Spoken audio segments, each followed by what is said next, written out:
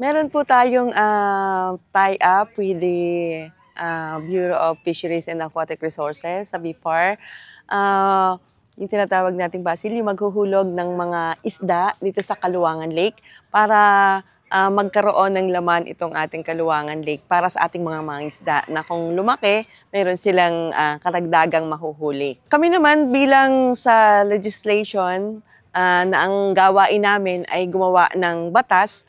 So ako bilang chairman ng fisheries, sisiguraduhin ko na yung ating mga gagawing ordinansa ay pakikinabangan ng ating mga mangingisda. Yung mga benefits ng ating mga mangingisda kasama doon.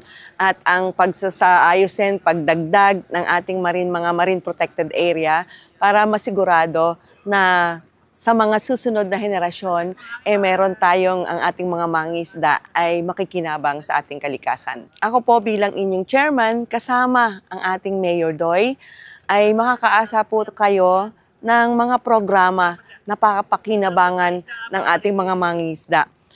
Umasa po kayo na sa administrasyong ito, sisikapin natin na mapaunlad pa, mapalago, at makita, maramdaman ng ating mga mangingisda na hindi sila nahuhuli sa ibang sektor.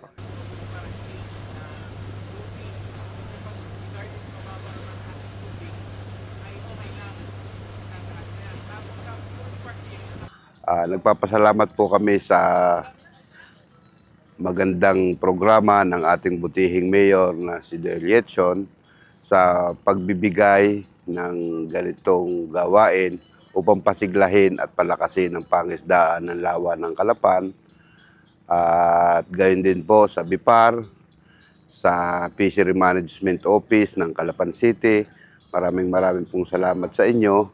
Sana po ay patuloy na mangyari ang mga ganitong uri ng gawain upang pasiglahin at palakasin ang pangisdaan sa katubigan na nasasakupan ng Calapan City. Muli po, maraming salamat po sa programang ito.